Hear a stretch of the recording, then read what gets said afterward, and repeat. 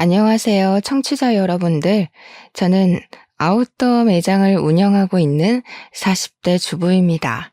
저에게 일어난 모종의 사건을 어딘가에 재미나게 풀어내고 싶어서 이렇게 사연을 올려보게 되었습니다. 친구들에게 이야기를 하자니 제 얼굴에 침을 뱉는 격이라 익명의 힘을 빌려서 용기를 내봅니다. 정말 남들이 들으면 콩가루 집안이라고 욕을 할 것 같은 그런 부끄러운 이야기지만 속 안에 감춰두고 있으니 속병이 날 것 같네요. 제가 이런 사연을 올려버리게 결심하게 만들어준 우리 원수 같은 시모. 앞으로 만수무강하길 기원하면서 사연을 시작해 보겠습니다. 저는 결혼 전부터 일찌감치 옷 매장에서 일을 했고 나이 29살에 능력을 인정받아서 본사 직영점 매니저로 승진을 하게 되었습니다. 일단 30이 되지 않은 나이에 대리점도 아니고 본사 직영점의 관리를 맡는다는 것은 무척이나 이례적인 일이기도 했죠. 보통 다른 직영점 매니저분들이 50대라는 걸 감안하면 제가 어린 나이에도 윗분들의 눈에 들었다는 것이니까요. 그도 그럴 게 꽤 위치도 좋은 아울렛 매장이었는데 매출이 다른 지점에 비해 월등히 높았거든요. 그만큼 제가 고객 관리도 잘하고 언변이 좋아서 매장 운영을 잘했다는 뜻이겠죠. 그래서 능력을 인정받았고 직영점 매니저 자리를 꿰찰 수 있게 되었습니다. 지금 남편이랑은 한때 같이 일했던 직원이 소개팅을 주선해 주어서 만나게 되었습니다. 소개팅이라는 매개체로 잘 될 확률이 무척이나 적다고 하던데 저희는 대화가 잘 통했고 서로의 외적인 부분이 마음에 들었고 그래서 잘 이어지게 되었습니다. 연애를 하는 동안에 싸우는 일도 거의 없었고요. 취미도 비슷하고 생활 습관마저 비슷해서 운명의 상대를 여기서 찾았구나 하면서 지냈습니다. 밖에 나가서 몸을 사용하며 노는 것을 싫어했고 집에 콕 들어박혀서 공포 영화를 보는 걸 좋아했고요. 오이는 냄새만 맡아도 둘 다 기겁을 했고 강아지보단 고양이를 더 좋아하는 성격까지 무척이나 비슷했어요. 그렇게 남편과 저는 연애를 3년이나 했고 나이가 차고 혼기가 다가오자 결혼을 하기로 약속했습니다. 그때까지만 해도 우리의 미래에는 꽃길만 가득할 거라 믿어 의심치 않았습니다.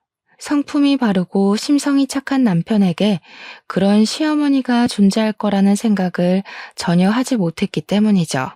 제 인생의 변수 같은 예상치 못한 일이 벌어지기 시작한 건 결혼 허락을 받기 위해 처음으로 시댁에 인사를 드리러 간 날부터 시작이 되었습니다. 남편에게 살짝 언지를 듣긴 했지만 시모의 성격이 그렇게까지 소위 말하는 대박인 사람일 줄 몰랐거든요. 안녕하세요 하고 처음 인사를 드리고 시댁 현관에 발을 들이밀자마자 시모가 딱 그러더라고요. 너는 오늘 손님으로 온 자리니까 손 하나 까딱하지 말고 있어라 하고요. 그 말이 무슨 뜻이겠어요? 오늘은 손님이니까 가만히 있더라도 다음부터는 아니니까 분주하게 움직여라. 이 소리 아니겠나요? 더 대박인 건 남편보다 먼저 결혼한 남동생이 있었는데 그러니까 동서. 저한테는 동서되는 사람한테 이것저것 죄다 시키더라니까요. 네 형님 될 사람이 오니까 분주하게 일을 하라면서 동서한테 일일이 시키는데 시모는 손 하나 까딱 안 하고 옆에서 지시만 내리더라고요. 살얼음판 걷는 듯한 기분이 들고 속으로 와 이거 큰일 났다. 시집살이 대박으로 시키는 거 아닌가 하면서 눈치만 봤죠. 그런데 더 대박인 건 그런 시모에게 한마디도 지지 않는 동서였다는 거죠. 진짜 보통이 아닌 수준이다 하고 느꼈는데 이 기센 사람들 사이에서 나는 살아남을 수 있는 건가 싶었습니다. 시모가 동서한테 간이 싱겁다 하면 동서는 어머님 소금 주세요. 시모는 동서 째려보면서 거기 있다 하면 손이 안 닿아요. 고춧가루는요? 거기 있잖니. 계란도 좀 꺼내주시고요. 너는 손이 없어 발이 없어? 하면서 둘이 말싸움을 하더라고요.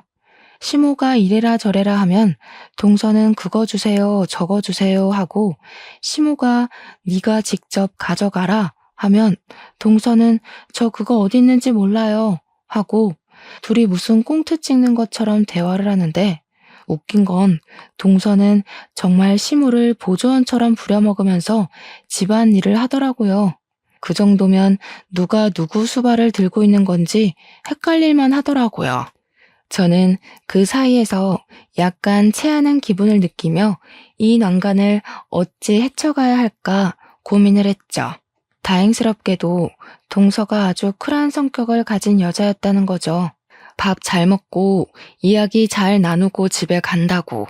남편이랑 저랑 서방님네랑 다 같이 나왔는데 동서가 저를 슬며시 잡더라고요. 형님 되실 분이니까 터놓고 이야기할게요. 절대로 기죽으시면 안 되고요. 또박또박 싸워서 이기셔야 돼요. 우리 시모가 발 뻗을 곳 보고 뻗는 분이시거든요. 처음에 제가 비위 다 맞췄는데 그러다가 호구 잡혔어요. 한번 대판으로 싸운 다음에서야 저한테 뭐라고 안 하시거든요. 오늘은 형님 온다고 일부러 기세 보이고 싶다고 저러신 거고요.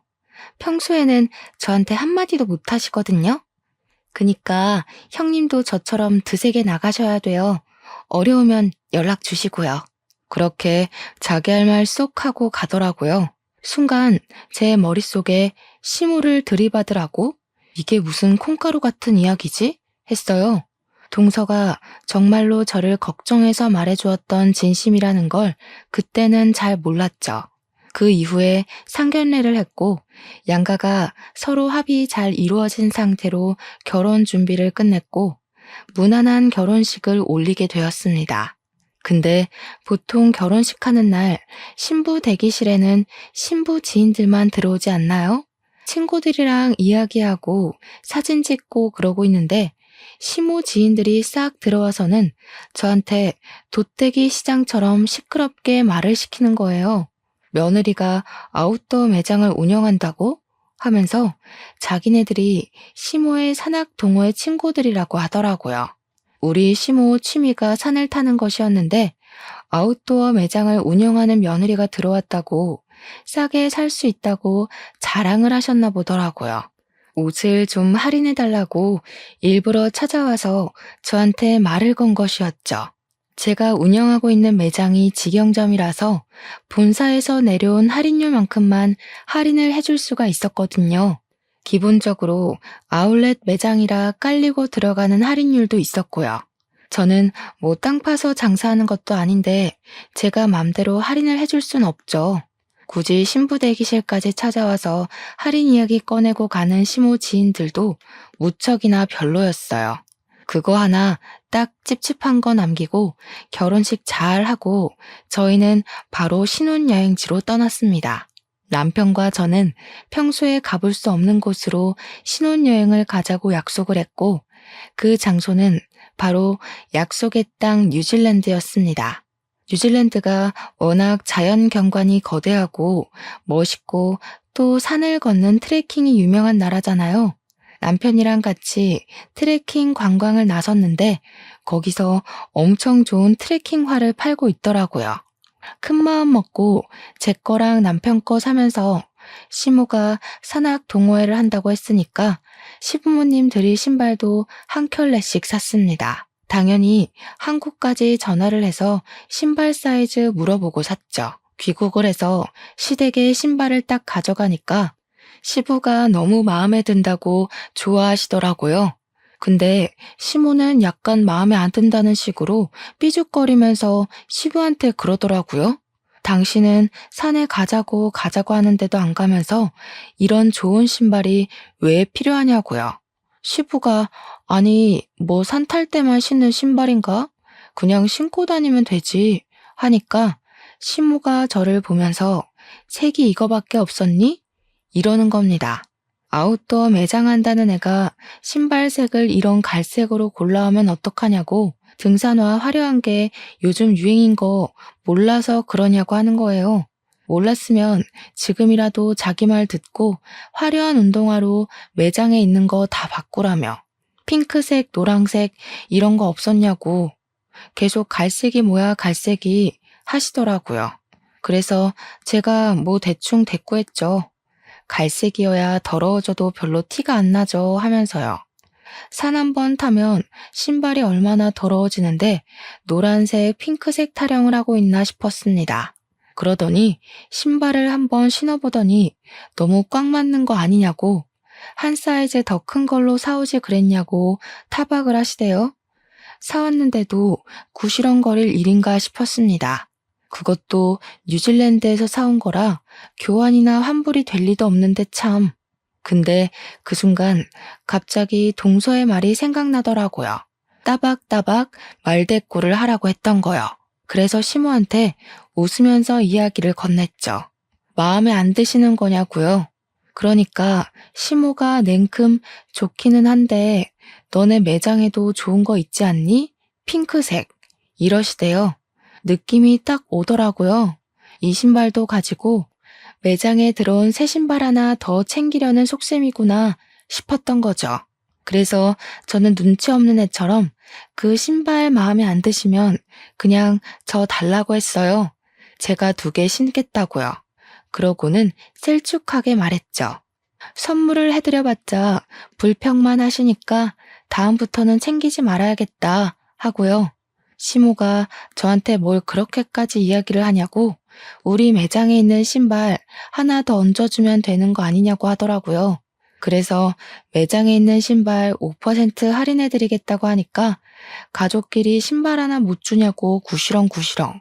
신발 이미 사드렸구만 뭘 그렇게 욕심을 내는지 참. 하루는 출근해서 매대 정리하면서 매출을 확인하고 있었습니다. 말일까지 제대로 정산해 놓지 않으면 꼭 중간에 구멍이 나는 일이 있더라고요.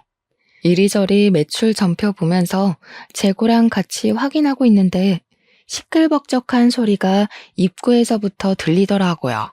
보니까 시모가 산악 동호회 친구들을 잔뜩 끌고 찾아온 것이었습니다. 낯이 익다 싶었는데 신부 대기실에 와서 할인 이야기를 하고 갔던 그 친구들 얼굴이 딱 떠오른 거였죠.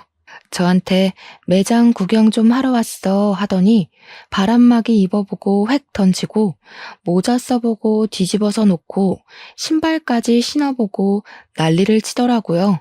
우리 직원의 눈빛이 와 저거 언제 치우지? 하는 눈빛이던데 제가 다 민망하더라고요. 그러더니 다들 양말 한 켤레씩 들고 와서는 등산 양말 사러 온 거라고 할인을 팍팍 넣어달래요. 고작 5,000원짜리 양말 사면서 할인은 무슨 할인인가요? 시모가 저를 쓱 보더니 원래 양말 같은 건 사은품으로 나가는 거 있지 않냐고 그거나 좀 달래요. 6명이 거 3만원어치 사가면서 사은품 달라고 말하는 게 양심적으로 가능한 일인가요? 그래서 제가 어머님 양말 사은품은 20만원 이상 구매하셨을 때 나가는 거라 양말 6켤레 산 걸로는 턱도 없어요 하면서 웃었어요. 일부러 하하호호 웃으면서 이야기하니까 시모도 민망했는지 가족끼리 빡빡하게 군다고 그냥 속갯말 삼키대요. 저도 땅 파서 장사하는 거 아니잖아요 하면서 시모 친구들 보면서 이해하시죠? 가격이 맞아야. 이러니까 시모 친구들도 민망했나 봐요. 저한테 나중에 우리가 와서 제대로 팔아줄게 하면서 어색한 얼굴을 하고 돌아가시더라고요. 여기서 끝날 줄 알았던 우리 시모의 진상짓은 지금부터 시작이었습니다. 제가 하루 종일 매장을 지키고 있는 건 아니었거든요. 본사에 회의를 하러 가야 할 때도 있고 쉬는 날도 존재하니까요.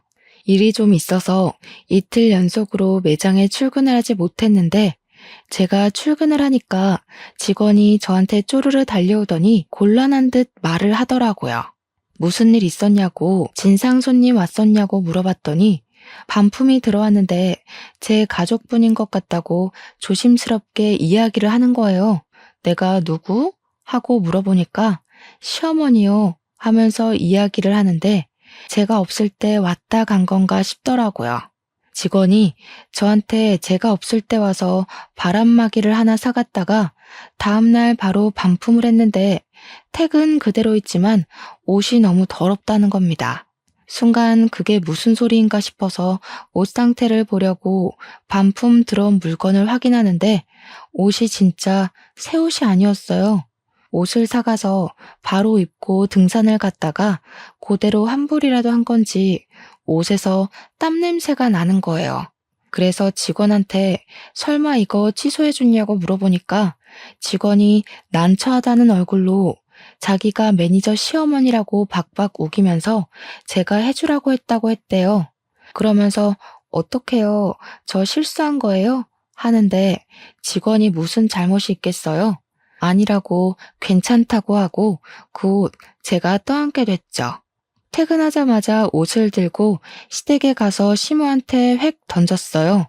이게 뭐냐고 모른 척하면서 묻길래 뭐긴 뭐냐고 우리 옷 사가서 입고 반품하셨다면서요? 하면서 일부러 큰 소리로 이야기를 했습니다. 시부가 빤히 보고 있었으니까 일부러 들으라는 듯이 이야기하니까 시모가 시치미를 뚝 떼더라고요. 자기는 그런 적 없다고 옷을 사가서 반품한 건 맞는데 입고 돌아다닌 적은 없대요. 그러면서 그 직원 진짜 웃기는 계집애라고 자기가 옷 관리를 못한 걸 가지고 매출 늘리려고 일부러 거짓말 치는 거 아니냐면서 몰아가는 겁니다. 제가 일일이 옷을 보여주면서 여기에는 흙이 묻었고 여기에는 스크래치가 생겼다고 누가 봐도 입고 산탄 것 같은데 무슨 소리냐고 했죠. 제가 화가 나서 이 옷 결제하게 빨리 카드를 주시던가 현금을 달라고 했어요. 시모는 자기는 그런 적 없으니까 못 준다고 강짜를 부리더라고요. 원래 소비자 보호법에 의거해서 14일 이내로 환불되는 거 아니냐고 진상을 부리는 겁니다. 그래서 그거는 옷이 상하지 않았을 때 이야기고 지금은 상했으니까 해당 사항 없다고 돈 달라고 했어요. 씩씩거리면서 죽어도 못 준다는 식으로 이야기를 하는데 듣고 있던 시부가 무슨 그런 파렴치한 짓을 하냐고 저한테 현금을 주시더라고요. 시부라도 정상이라서 다행이지 시모의 진상짓은 넌덜머리가 났습니다. 저한테 가족끼리 왜 그렇게 빡빡하게 구냐며 대충 세탁해서 팔면 되지 하는데 열이 오르더군요. 그러고 한동안 조용한 것 같더니 한 달 뒤에 제가 쉬는 날 우리 시모가 와서 옷을 또 사가지고 가서는 반품을 했대요. 직원한테 이번에도 옷이 더럽냐고 물어보니까 그건 아닌데 하면서 말꼬리를 흐리더라고요. 무슨 일이냐 하니까 옷을 30만원치를 사가서 바로 반품을 하긴 했는데 사은품으로 증정되는 등산 모자랑 양말은 쏙 빼놓고 환불했다는 겁니다.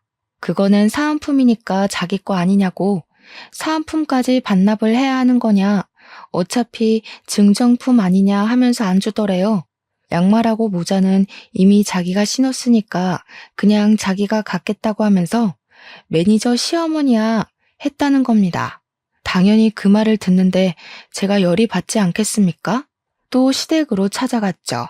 신부가 보자마자 이번에는 안 입고 반품했다고 당당하게 말하길래 사은품은 왜 챙겨가서 돌려주지 않냐고 했습니다. 사은품이요. 저희도 공짜로 나눠주는 거 아니고요. 매장에서 돈 주고 사서 고객들한테 감사한 마음에 드리는 거예요. 근데 어머님께서 그렇게 쏠랑 사은품만 챙겨가시면 다른 고객님 한 분은 그 사은품을 받을 수가 없잖아요. 우리가 땅 파서 장사하는 거 아니라고 몇 번을 말씀드려요? 저희 매장에 찾아오지 마세요. 어머님한테는 저 더 이상 물건 안 팔겠습니다. 우리 직원한테도 말해놨으니까 다음에 또 오시면 경찰 부르던가 할 거예요. 아시겠어요? 그렇게 이야기를 하니까 시모가 저한테 씩씩거리면서 너 내가 무서운 줄 모르고 막 나가는구나 하는 겁니다. 저도 참지 않고 버럭하면서 이야기를 했죠. 무섭긴 누가 무섭냐고요. 시모가 갑인 줄 알고 그러냐고.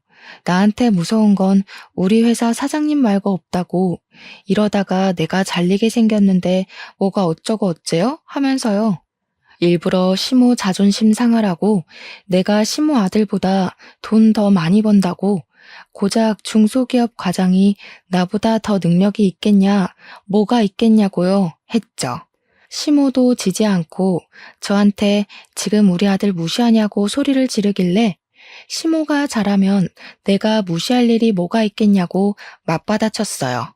시모가 나한테 잘하면 나도 당연히 시모 아들한테 잘하지 않겠냐고 하니까 입만 삐죽이고 아무 말도 못하더라고요. 옆에서 보고 있던 시부가 저한테 말 잘했다고 시모한테는 왜 안 하던 짓을 자꾸 해서 며느리 쪽팔리게 만드냐고 한 소리 하셨어요. 시모가 시부를 보면서 이 집안에 자기 편은 하나도 없다고 밖에 나가서 자기 편 만들어 와야겠다고 하더라고요. 이걸 그냥 나만 알고 있어야 하나 고민을 하다가 결국 동서한테 전화를 걸어서 이야기를 했죠. 그러니까 동서가 엄청 잘한 거라고 그렇게 100번을 말해야 겨우겨우 알아듣는다고 하더라고요. 자기는 백화점 속옷 매장에서 일을 했었는데 결혼하고 얼마 되지 않아서 팬티를 사가서 입어놓고는 환불을 하러 왔대요.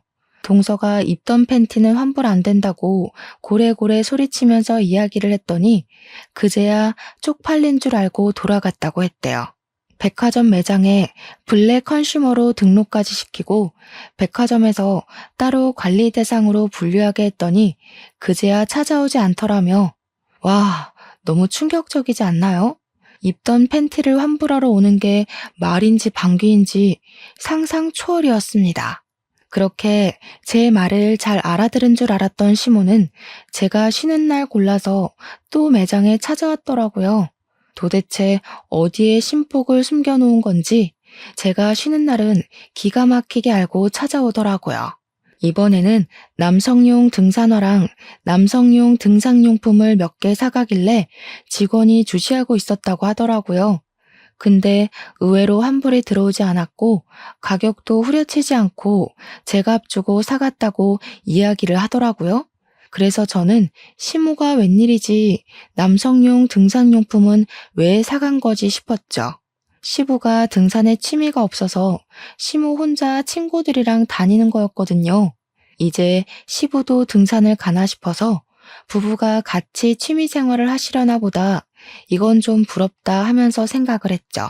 우리 남편이랑 저랑은 아무래도 시간이 잘 맞지 않아서 결혼 이후에는 취미 생활을 즐기지 못했거든요. 어차피 밖에 나가서 몸을 쓰는 취미 활동을 하는 것도 아니긴 해서 집에서 영화나 보고 게임이나 하고 하는 게 전부지만요. 시부모님이 매번 싸우기만 하는 줄 알았는데 취미 생활을 같이 한다고 하니까 부러웠죠 뭐. 시모가 오랜만에 가족들 한데 모여서 밥 먹자고 하길래 시댁에 방문을 했는데 저는 매장을 운영하는 사람이니까 딱 보면 알잖아요. 등산화 모델명만 봐도 어떤 신발인지 눈에 들어오는 그런 안목이요. 분명 신발도 사가고 용품도 사갔는데 현관에서 신발장을 둘러보는데 그 신발이 없더라고요. 그래서 뭐지? 싶어서 시모한테 남성용 등산화 사가셨다고 들었는데 아버님이랑 등산 다니시는 거 아니었어요? 하고 물어봤죠. 시모가 순간 당황해하면서 아니라고 그거 우리 동호회 사람이 생일이어서 선물하려고 산 거였다고 하더라고요. 우리 시모 같은 짠순이가 20만 원짜리 신발을 선물한다는 게 무척이나 의외였습니다. 그래도 뭐 같이 등산 다니고 돈독한 친분이 있는 사람이면 그럴 수 있겠다 싶었죠.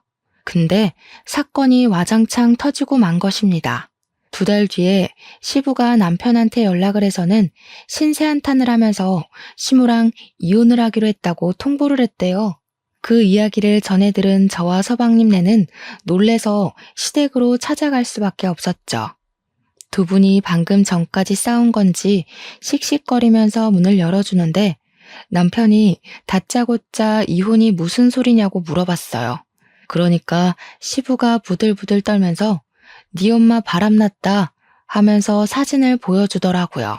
시모가 웬 남자랑 같이 팔짱을 끼고 등산을 하고 같이 차를 타고 저수지에서 낚시도 하고 커플룩으로 차려입고 데이트를 하는 사진들이었습니다. 그러면서 시모가 소름 끼친다고 이런 걸 따라다니면서 어떻게 사진을 찍을 생각을 하냐고 당신 의처증이냐고 화를 내대요. 그 사진을 보는데 등산복이며 등산화며 용품이며 너무나도 눈에 익은 물건들이 있더라고요. 우리 매장에서 사갔던 그 용품들이며 옷이며 알고 보니 내연남한테 사주려고 반품도 안 하고 제값 주고 사간 것이었습니다.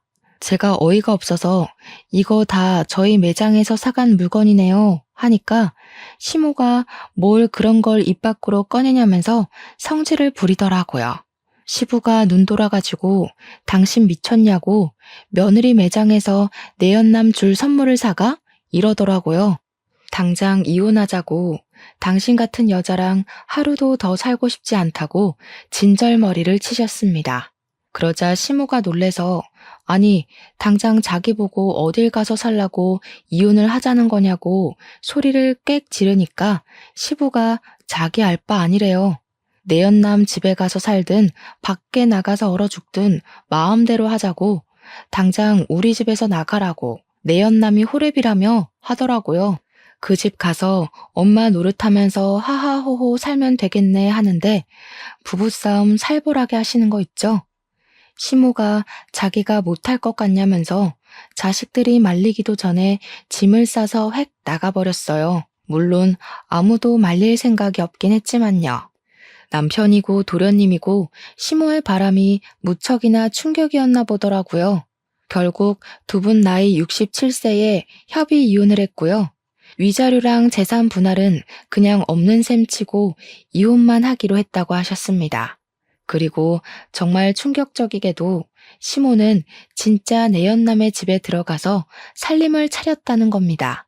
우리 남편이 전화해서 어디서 뭐 하면서 살고 있냐고 아빠한테 지금이라도 싹싹 빌고 집에 들어가라고 연락을 했더니 시모가 웃더래요. 자기가 왜 그래야 하냐며 너무너무 행복해서 미칠 것 같다고.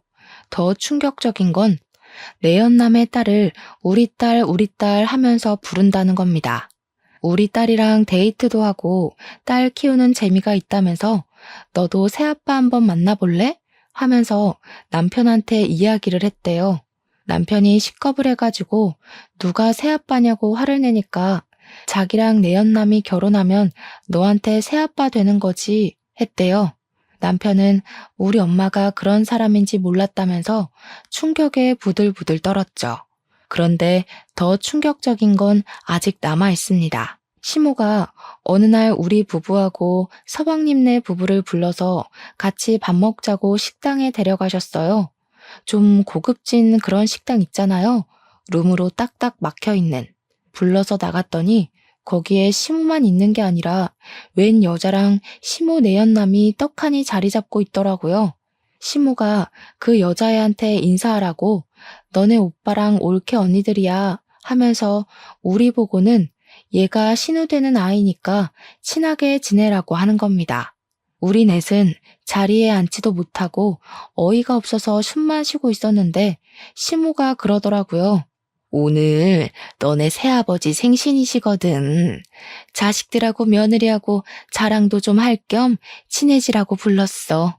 아이고, 든든한 아들이 둘이나 생겨서 노후 걱정 없이 편안하겠어. 둘이 북치고 장구치고 다 하는데 정신 나간 거 아닙니까? 우리 남편이 열이 받아서 눈에 핏발을 세운 채로 이야기를 했죠. 누가 누구 노후를 책임진다고 이런 개소리를 정성스럽게 하십니까? 어머, 얘. 못 배워먹은 사람처럼 새아버지한테 그게 무슨 말버릇이니? 당장 사과드려. 남편이랑 서방님은 사과는 무슨 얼어 죽을 사과냐고 이런 자리인지 모르고 나온 거니까 두 번 다신 이런 자리 만들지 말라고 엄포를 놓았습니다. 한 번만 더 이런 경우 없는 짓 하면 신모고 나발이고 인연 끊겠다고 선언을 했죠. 뒤돌아서 나오는데 시모가 막 뛰어나오더라고요. 제일 뒤에 걷고 있던 제가 만만한지 저를 딱 붙잡고는 사정을 하더라고요. 얘, 돈 좀 주고 가라. 우리 아들들이 낼 거라고 내가 설레발 다 쳐놨는데 일부러 비싼 집으로 골라왔는데 내 체면은 살려줘야 하지 않겠니? 저 지갑 안 들고 왔는데요. 어머님이 불러내신 거라 당연히 어머님이 사주시는 건 줄 알고 지갑 안 들고 왔죠. 야, 너네 버르장머리 없이 뭐 하는 거야? 당연히 자식들이 사야지 내가 돈이 어딨어. 아까 방에 있던 어머님이 좋아 죽겠다고 했던 내연남 딸한테 내라고 하세요. 뭐? 내연남 딸? 너한테는 시누이야. 어머, 저한테 왜 시누이예요? 우리 남편이랑 저 여자랑은 가족이 아닌데요. 그러고는 재빨리 식당을 빠져나왔습니다. 우리 남편은 완전 열이 받아가지고 엄마가 저렇게 파렴치한 인간인 줄 몰랐다고 어떻게 저런 짓을 할 수 있냐고 시부가 불쌍하다고 난리였어요. 그런데 여기서 일이 끝났으면 제가 사연을 쓰지도 않았겠죠. 더 파렴치한 일은 그 뒤에 벌어지게 되었습니다. 제가 글쎄 생각지도 못했던 갑상선암에 걸리게 된 것입니다. 임신을 준비하던 도중 수치가 이상하다는 종합검진 결과에 놀라서 큰 병원을 찾아가니 갑상선암이라고 하더라고요. 물론 완치율도 높고 다른 사람들보다 훨씬 더 빠르게 발견을 하게 되어서 수술만 하면 괜찮을 거라고 하더라고요. 평생 약을 달고 살아야 해서 한동안 임신 계획은 가지면 안 된다고 했지만 그 이외에는 아무 문제도 없을 거라고 저를 안심시켜 주었습니다. 의사의 조언에 따라서 수술 날짜까지 빠르게 잡고 났는데 그래도 제가 암이라는 사실은 변하지가 않잖아요. 남편과 저는 한동안 마음을 추스르느라 바빴습니다. 치료와 수술을 해야 하는 바람에 어쩔 수 없이 한동안 일을 쉬어야 하는 처지에 달했고 매장 관리는 결국 다른 사람에게 넘기게 되었습니다. 본사에서는 수술 이후 경과가 좋아지면 다른 매장을 주겠다고 했지만 제 첫 매장이다 보니 애착이 가는 건 어쩔 수 없었어요. 그래도 피곤하면 안 되고 컨디션 조절을 잘 해야 한다고 해서 일을 할 수 없게 되었죠. 인수인계까지 마치고 본격적으로 치료가 시작되는 주까지 일을 도와주기로 했습니다. 본사에서는 일단 퇴직을 하게 되는 것이라 퇴직금까지 받아갈 수 있었습니다. 집에서 쉬려고 하니까 영 좀이 쑤시더라고요. 그런 와중에 무슨 일 때문에 매장을 방문했는지 모르겠지만 시모가 또 그 매장에 방문을 했나 보더라고요. 직원에게 연락이 왔는데 당당하게 들어가서 내가 여기 매니저 시어머니인데 했다는 겁니다. 그런데 매니저가 변경이 되었잖아요? 새로 들어온 매니저가 저는 시어머니가 없는데요? 한 거죠. 시모가 놀래서 우리 며느리 어디 갔냐고 하니 직원이 모르셨냐고 몸이 안 좋아서 퇴직을 하셨다고 이야기를 한 겁니다. 저한테 혹시 실수한 거 아니냐고 연락이 온 건데 그냥 잘했다고 했어요. 시모는 머리를 그때부터 굴리기 시작했나 봐요. 쉬는 것도 아니고 퇴직이라고 하니까 어디 아파도 단단히 아프구나, 죽을 병이라도 걸렸나 싶었던 거죠. 우리 남편한테 전화해서는 걱정스러운 말투로 우리 며느리 어디가 아픈 거냐고 큰 병이냐고 꼬치꼬치 캐묻고 난리를 쳤대요. 며느리 건강 걱정 한 번 안 할 것처럼 굴던 사람이 막 걱정돼 죽겠다고 이야기를 하니까 남편도 마음이 좀 풀어졌나 봐요. 큰 병은 아니라고 초기에 발견해서 수술만 하면 된다고 갑상선암이라고 이야기를 한 거죠. 그러니까 걱정 마시라고 다 괜찮아질 거라고 이야기를 했더니 그제야 아 그러니? 알겠다 하고 전화를 뚝 끊더래요. 걱정했던 것 치고는 너무 빠르게 알겠다고 하고 전화를 끊어서 좀 찝찝하다고 하더라고요. 알겠다고 시모한테 연락 오면 말해주겠다고 남편에게 이야기를 한 뒤 집안일을 좀 하고 쉬고 있었어요. 그런데 딱 타이밍 좋게 시모한테서 연락이 온 거죠. 아무렇지 않게 여보세요 하고 전화를 받으니까 시모 목소리가 들떠서 전화를 했더라고요. 예, 우리 아들이 그러는데 너 갑상선암이라며? 내가 좀 알아보니까 그거 수술비도 별로 안 비싸고 예후들도 다 좋다고 하더라. 거기다가 너 퇴직금까지 빵빵하게 받고서는 일 그만뒀다고 하더라. 어디 아픈 데는 없냐, 몸은 좀 괜찮냐 물어볼 줄 알았는데 영 딴소리만 나오길래 그래서요? 하고 대꾸를 했죠. 그러니까 전화로 할 이야기는 아닌 것 같다고 이따가 집으로 찾아오겠다고 하고 끊더라고요. 영 기분이 쎄해서 남편한테도 이야기를 하니까 퇴근하자마자 집으로 가겠다고 하더니 정말 날아왔는지 평소보다 일찍 왔더라고요. 남편이랑 집에서 저녁 먹고 쉬고 있는데 시모가 대뜸 집으로 찾아온 겁니다. 너 보험금 얼마 나왔어? 보험은 좀 들어놨지? 퇴직금은 얼마 받았니? 아픈 사람 붙잡고 웬 돈 이야기야? 아니, 어쩜 이렇게 타이밍이 좋니? 너네 새아버지가 사업을 하는데 자금이 콱 틀어막혀서 지금 위험하거든. 일단 그거 먼저 풀어야 해서 대충 1억 정도가 필요한데 우리 며느리가 근속기간도 길고 보험금도 받았을 거 아니니. 10년 넘게 일도 했으니까 퇴직금도 꽤 되고 보험 진단금 받은 거 합치면 1억은 될 것 같더라고. 그 돈 나 좀 빌려줘라. 내가 나중에 갚을 테니까. 아니, 제가 아파서 퇴직을 한 거고 암 때문에 받은 보험금을 지금 내연남한테 빌려주라고 하는 게 맞는 건가요? 이게 바로 정신 나간 소리 중에 제대로 정신 나간 소리 아니겠습니까?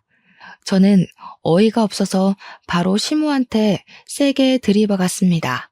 어머님, 혹시 머리에 소주 꽂으셨어요? 그랬더니 시모가 뭐가 어쩌고 어째? 하면서 저한테 큰 소리를 치시는 거예요. 지금 화를 낼 사람이 누군데 누가 누구한테 큰 소리를 냅니까? 머리에 소주 꽂은 것도 아닌데 어떻게 이런 생각을 하세요?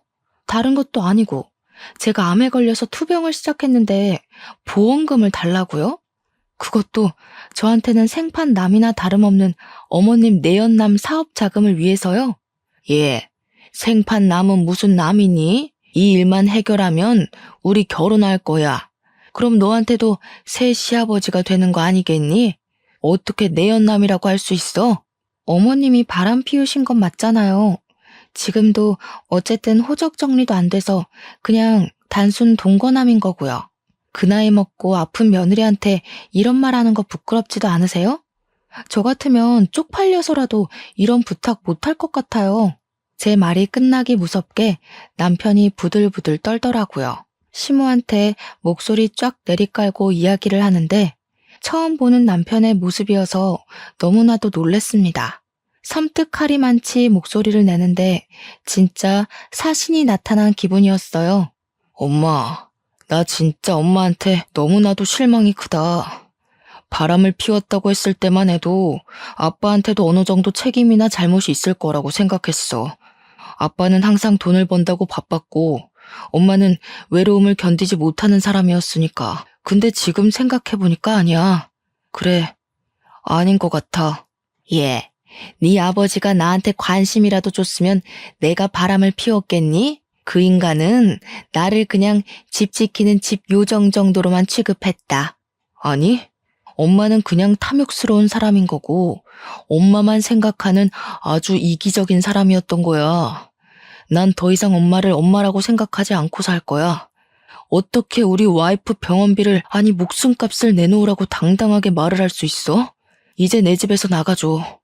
나한테 연락도 하지 말고 앞으로는 찾아오지도 마.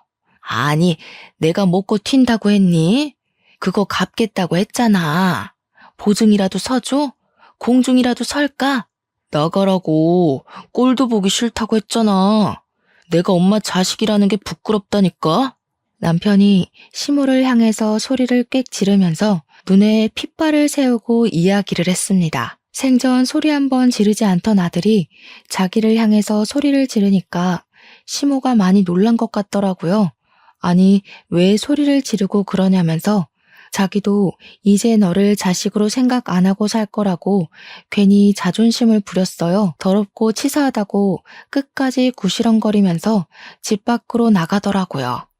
남편은 그날 혼자 화장실에 틀어박혀서 나오질 않더라고요.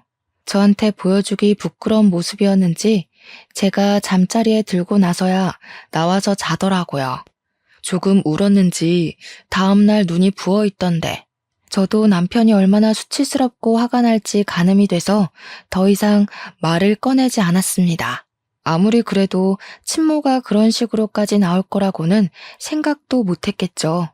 옆에서 지켜보는 저도 사람이 아니다 싶었는데 친모를 바라보는 우리 남편은 얼마나 속이 터졌을까요? 저는 말없이 남편 옆을 지키면서 힘이 되어주기로 했죠. 제가 암과 싸우면서 남편이 제 옆을 지켜주기로 한 것처럼요. 그리고 며칠 뒤에 동서에게서 연락이 왔습니다. 형님, 시모가 1억을 빌려달라고 저한테 찾아왔던데 형님한테도 그랬어요? 그거 빌려준 거 아니지? 어쩜 그 부탁을 동서한테까지 찾아가서 했대? 형님, 저희가 여윳돈 1억이 어디 있겠어요. 저한테 뭐라는 줄 아세요? 형님 암보험금이랑 퇴직금 달라고 했더니 인연을 끊자고 했다면서 형님이랑 아주버님이랑 아주 쌍으로 못된 것들이라고 당당하게 이야기를 하시더라고요. 남편이랑 저랑 그 소리 듣고 정신 나간 거 아니냐고, 남편이 노망 났냐고 썩 꺼지라고 했지 뭐예요? 우리 남편은 앞으로 얼굴 안 보고 살 거라고 연락도 하지 말고 찾아오지도 말라고 했어. 동선에는 우리도 똑같아요. 이미 아주버님이 남편한테 미리 이야기를 했었나 봐요. 돈 빌려달라고 찾아오면 집에 들이지도 말고 쫓아내라고요. 우리 남편이 아주버님 말이라면 껌뻑 죽잖아요. 집에 들어오지도 못하고 쫓겨나셨어요. 저는 동서한테 그래 다행이다, 잘했어 하고 칭찬을 해줬습니다. 우리 부부는 시모를 없는 사람이다 생각하고 지내기로 했다고 동선에도 그렇게 하라고 전했죠. 그러니까 동서가 마지막으로 딱 그 말을 하대요. 사람이 욕심부리고 이기적으로 굴면서 자기 생각만 하고 살 때 알아봤어야 했다고요. 그렇게 통화를 마무리하고 나서 저도 마음을 완벽하게 비웠습니다. 그 뒤로 한동안 조용했던 일상을 보내고 수술을 받고 회복을 하던 와중이었습니다. 수술 후 2개월이 지나기도 했고 오랜만에 시부한테 반찬이나 가져다 드리려고 보자기에 반찬통을 싸서 시댁에 찾아갔어요. 그런데 시댁 문간 앞에서 시모가 울고불고 그러고 있더라고요. 문은 꽉 닫혀 있고. 시모가 저를 쓱 보더니 퉁퉁 부은 눈으로 반찬 싸들고 온 거냐고 잘 됐다고 문 좀 열어보라고 하더라고요. 제가 미쳤다고 시부가 닫아둔 문을 열겠습니까? 바로 경찰을 불렀습니다. 경찰차가 요란한 소리를 내면서 찾아왔고 시모는 저한테 네가 부른 거냐고 사색이 되어서 묻더라고요. 집 앞에 경찰차가 오고 소란스러워지니 그제야 시부가 문을 열어줬어요. 저한테 경찰 부른 거야? 하길래 네 했더니 시부가 잘했다고 칭찬을 해주셨습니다. 경찰 양반, 저 망할 옆에 내가 남의 집에 주거 침입하려고 했으니 잡아가시오. 아니 여보, 남의 집이라니 어떻게 이 집이 남의 집이야? 우리 집이지. 오호, 이혼을 했으면 남이지. 그 동거남은 어쩌고 여기 와서 같이 살자고 한 번만 봐달라며 울고불고 빌어? 경찰분들 수고 많으십니다. 저 옆에 내 당장 데려가서 가둬버리쇼. 경찰은 이미 신고가 들어왔고 주거 침입이라는 명분이 있어서 어쩔 수 없다며 시모를 끌고 가셨습니다. 저는 시부한테 반찬을 잘 전해드리고 집으로 돌아왔고 그날 저녁 시부에게서 연락이 왔어요. 경찰이 조사를 끝냈다고 시부한테 연락을 주면서 사건의 전말을 알게 되었습니다.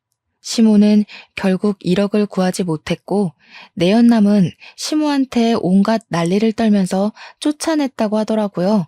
알고 보니 내연남도 1억을 구해다 주겠다는 시모의 말에 속아서 같이 동거를 했던 거라고 하더군요. 내연남이 시모한테 그 돈 때문에 7살이나 많은 늙은 아줌마랑 동거까지 한 건데 그 돈 못 구해와서 길바닥에 내앉게 생겼다고 했대요. 시모가 돈이 있어 뭐가 있어요? 시부한테 원룸이라도 얻어달라고 사정사정을 했다는데 시부가 그것도 거절했대요. 나중에 듣기로는 지방에 있는 친척네 집으로 갔다는 것 같은데 별로 궁금하지 않더라고요. 시부도 그렇고 우리 남편도 서방님도 강 다니는 사람이라서 일이 확실하게 해결됐지. 아니었으면 시모가 누울 자리 보고 뻗었겠죠. 저는 암 수술은 무사히 완벽하게 제거되었고 의사 선생님이 경과가 좋아서 2, 3년 지나면 임신 계획을 세워도 좋을 거라 했습니다. 남편과 저는 하루빨리 이세를 만들고 싶어서 시간이 흐르기만 기다리고 있어요. 우리 가족에게 새 생명이 찾아와 더욱더 화목해지길 기대해 봅니다. 제 이야기를 여기서 마치도록 할게요. 오늘도 고생하셨고 수고하셨고 또 좋은 하루 보내세요.